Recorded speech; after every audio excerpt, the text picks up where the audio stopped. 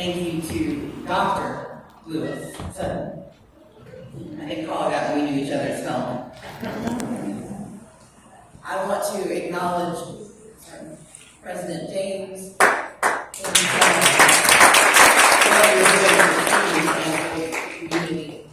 and to my friend Supervisor Christie.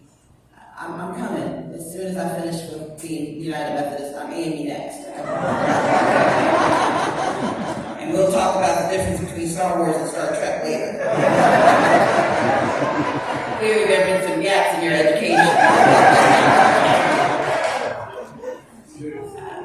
Before I begin, I want to do some acknowledgments. I want to acknowledge, of course, Mayor Shirley Franklin.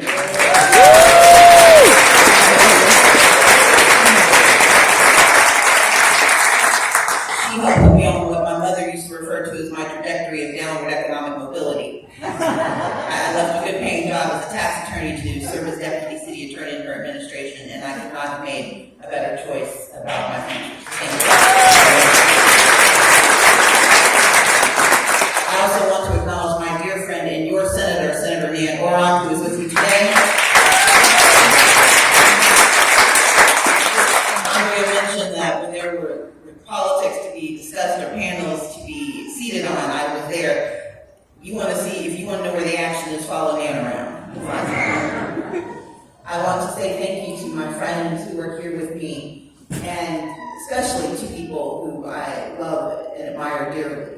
First is my youngest sister, there are 6 of us, Dr. Stacey Abrams McLean, the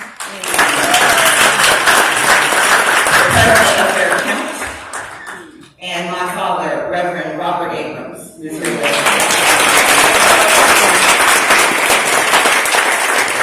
And because my mother could not be here, my younger sister, Leslie, the judge, Judge Leslie Abrams Gardner, is actually giving a sermon for Asbury United Methodist Church in Washington, D.C. It's being simulcast, and so they split up today. My dad's here with me, and my mom's watching Leslie.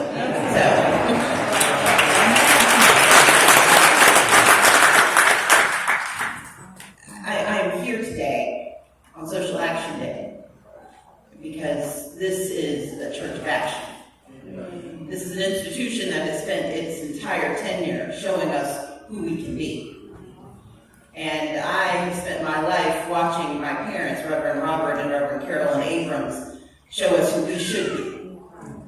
I'm going to ground my conversation in 2 scriptures, beginning with the scripture suggested by the church, which is Acts 2:17. I'm reading from the New International Version. In the last days, God says, I will pour out my spirit on all people. Your sons and daughters will prophesy, your young men will see vision, your old men will dream dreams. I'm also going to read from one of my favorite scriptures, James 2:14 through 18. I'm reading from the New King James Version. What does it profit, my brethren, if someone says he has faith, but does not have works? Can faith save him? If a brother or sister is naked and destitute of daily food, and one of you says to them, depart in peace, be warmed and filled, but you do not give them the things that are needed for the body, what does it profit? Thus also by faith itself, if it does not have works, is dead. But someone will say, you have faith and I have works. Show me your faith without your works, and I will show you my faith by my works.